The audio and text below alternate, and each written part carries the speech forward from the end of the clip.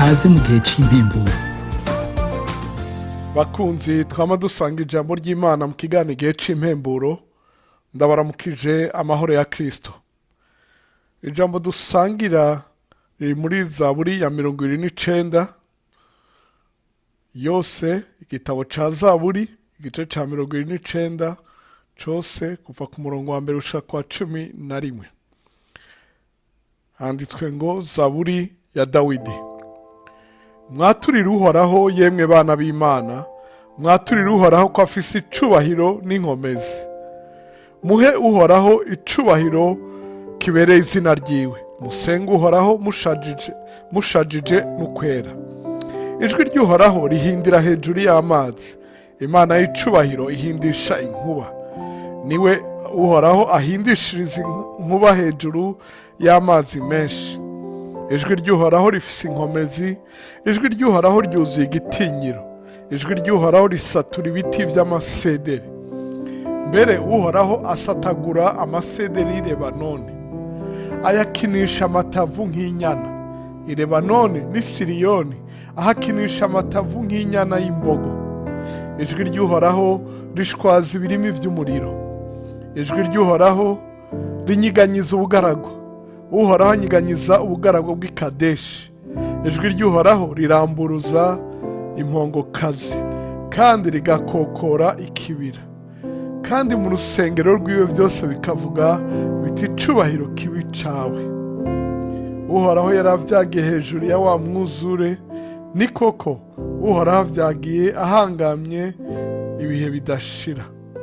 Uhoraho azoha abantu biwe inkomezi, Uhoraho azoha abantu biwe umugisha w'amahoro. Imana ishimirwe ijambo ryayo. Mukundwa, ndakwifurije guhishurirwa izaburi, mpemu yera kugenderere iguhezagire na wewe. Zaburi ni indirimbo z'Abaheburayo, nk'uko dufise igitabo cyo guhimbaza Imana, nico gitabo c'indirimbo zabo. Hari aho bavuga ngo muririmba amazaburi, n'ahandi bavuga ngo muririmba amatazirano. Dawidi ni umwe mu banditse amazaburi menshi. Hariho amazaburi ya Dawidi, ariko hariho n'abandi banditse amazaburi muri iki gitabo ca Zaburi.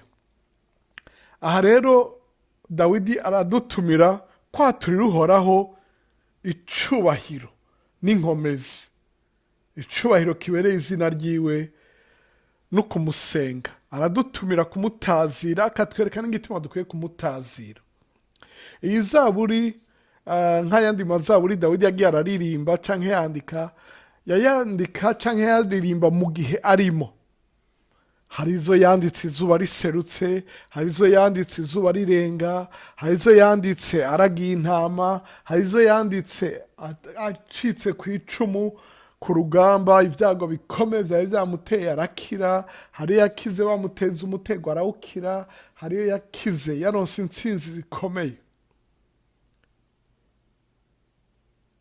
Iyi nayo biyumvira ko yaririmbwe mu gihe c'imvura nyinshi n'imituragaro myinshi. Uraza kuvyumva havuga ijwi ry'Imana. Dawidi rakaraba ivyo bintu, ntabone ibibi bitera ubwoba abantu, imituragaro y'inkuba. Abantu benshi baragira ubwoba agatinya, kuko hari aho vyonona ibidukikije, hari aho biturira, hari aho vyica. Twamuse abantu bagiye bakubitwa n'inkuba n'ibindi, ariko hagacabona ubwiza bw'Imana. Ndagusengera nawe ngo muvyo uri kuracamo, mu bigukikije, mu biriko biraba kw'isi, nawe uhishurirwe urundi ruhande rw'Imana utari bwabone. Aha rero niho acatangwa ngo ijwi ry'Uhoraho rihindira hejuru y'amazi. Imana ishimwe cane. Akaraba ayo mazi ngene agira imipfunda n'iki, akaraba inkuba, akavuga ati ni ijwi ry'Uhoraho, ni icubahiro c'Imana, niwe ahindishiriza inkuba hejuru y'amazi menshi. Mwene data, amazi ni ikintu ciza, ikiyaga ni ikintu ciza, ariko hari igihe bitera ubwoba, hari igihe yarabukumva uragize ubwoba. Hari abantu batinya amazi. Twarabonye amazi yajemwo ivyitwa tsunami agahitana abantu. Ariko ubone icubahiro c'Imana, ubone ijwi ry'Imana rihindisha ubwoba, ivyo nyene biguteye ubwoba. ijwi ry'uhoraho rifite inkomezi, ijwi ry'uhoraho ryuzuye igitinyiro, ijwi ry'uhoraho risatura ibiti by'amasederi. Mbere uhoraho asatagura amasederi y'i Lebanoni, amasederi yo muri Libani cyangwa i Lebanoni, n'amasederi azwi rwose ku buryo no ku ibendera ryabo cyangwa idarapo y'igihugu hariho isederi. Ni ibyirato byabo, ni ibiti bimaze imyaka, ariko ijwi ry'uhoraho ngo rirabisatagura, ngo ayakinisha amatavu nk'inyana. I Lebanoni n'i Siriyoni, iyo ni imisozi ikomeye minini. Dawidi ariko araraba aho aherereye, akayiraba akavuga ati ijwi ry'Imana rirabinyiganyije. Imana ishimwe cyane. I Lebanoni n'i Siriyoni hakinisha amatavu nk'inyana y'imbogo. Ijwi ry'uhoraho rishwaza ibirimi by'umuriro, aho yaraba imiravyo akavuga ati birya ni ijwi ry'uhoraho. Ijwi ry'uhoraho rinyiganyiza ubugaragwa. Ubugaragwa ni ikintu giteye ubwoba. Ubugaragwa ni ikintu atakintu kihamera kenshi kiretse ubuhaje ubuhinga abantu bakiga no kuvomerera n'ibindi. Mu bugaragwa n'ahantu ni mu gahinga kanyaga nande, n'ahantu hatajwi ryumvikana, ariko naho nyene ijwi rirahashika. Aho wumva wihebuye, aho uri mu bunyakamwe, aho wumva watawe, ndakwera ngo ijwi ry'uhoraho riragusanga ngaho. Imana ishimwe cyane. Rinyiganyize ivyo biguteye kwihebura, ivyo byakugaranye, ivyo vyumva byatumye wumva ibintu byose ari agacerere kandi ukeneye kuronka inyishu. Ijwi ry'uhoraho riramburuza impongokazi, rigakokora ikibira, kandi mu rusengero rw'iyo byose bikavuga biti icubahiro kibi cawe. Riramburuza impongokazi. Impongo ni udukoko tuzi gusimba, dutaruka, tuzi gukwepa, ariko ijwi ry'uhoraho nta kibikwepa. Sinzi amayeri bariko barakugirako. Uhoraho aramburuze ivyo bimaze imyaka, ivyo bigomba bivyara ikintu utazi ico arico, bimaze igihe biguteye ubwoba, iki kintu kizovamwo iki kintu kirasema. Ijwi ry'uhoraho biramburuze ivyo abapfumu bapanze, ivyo bashize hamwe biramburuzwe. Ikoko rikibira. Ikibira naco ni ikindi kintu kinini abantu batashobora kumenya, abantu binyegejeho kenshi bidakunda no gutora. Ikibira ngo ijwi ry'uhoraho kirakokogwa amababi. Ico kibira kinyegeje ibyawe. Sinzi ibyawe aho byatakariye, sinzi mukundwa. Ijwi ry'uhoraho rigukorere ico nyene. Usoma ijambo ry'Imana wumva ico ivuga, mu masengesho wumva ico ivuga. Ijwi ry'uhoraho rikunezereze, maze mu rusengero rw'ingo byose bikavuga ngo icubahiro kibi cawe. Nawe uduze ishimwe. Mu rusengero rw'Imana ni mu nzu y'Imana aho abantu bakoraniye, ariko wibuke ko n'umubiri wawe ari ingoro y'uhoraho. Nawe ubu urusengero rwiwe, haseruke ishimwe, haseruke gutazira icubahiro ciwe. Araba ingene amazi asendanisha igihe habaye imvura nyinshi, akavuga ati naho bimeze uko, uhoraho yaravyagiye hejuru ya wa mwuzure. Aya mazi ariko aratemba ntahuriye n'umwuzure igihe ca Nowa. Ni koko uhoraho avyagiye ahangamye ibihe bidashira. Ya Mana yari ivyagiye hejuru ya wa mwuzure, n'ubu ihangamye hejuru y'ivyo byose guteye ubwoba, ubona vyarenze inkombe. Uhoraho arahangamye ibihe bidashira. Umurongo wa nyuma wa 11 uravuga ngo uhoraho azoha abantu biwe inkomezi. Haleluya. Dawidi aritegereza izo nkomezi akavuga ati uhoraho, kuko niwe afise inkomezi. Iyo umvira inkomezi z'inkuba azoziguha.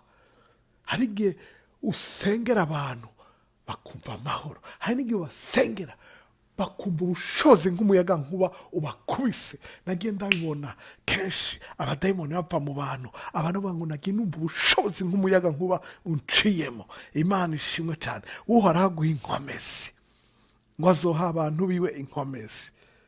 Mukundwa, uba umuntu w'Imana, ureke kuba umuntu w'ibintu n'ivyaha n'ibigezweho gusa. uba umuntu w'Imana.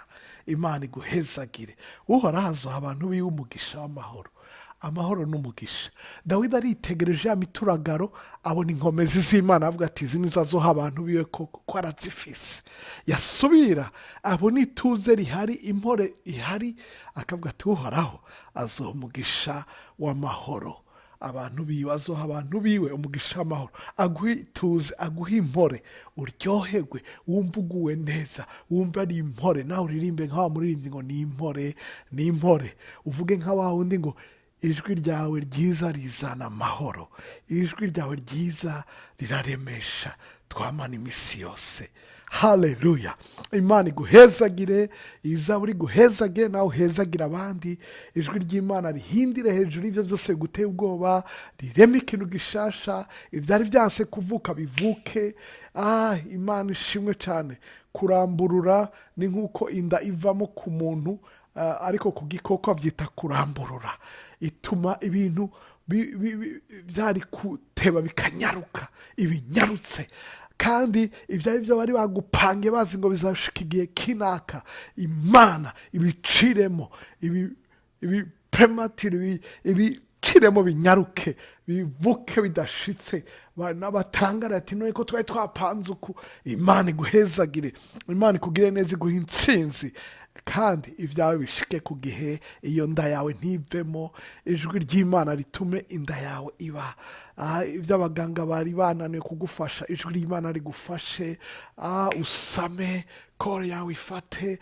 Sinzi igituma ndiko ndavuga kuri ibi, wowe witeze kuri kibondo, Imana izigama imbanye yawe, izo menace d'avortement zihagarare, imbanye yawe kure, bigende neza, uragahezagirwa n'uhoraho, urakagirirwa neza n'umuremyi nye n'inkomezi. Nawe umwaturire icubahiro, ewe mwana w'Imana, umwaturire ko afise icubahiro n'inkomezi, kandi wature icubahiro kibereye izina ryiwe, umusenge ushajishije ukwera.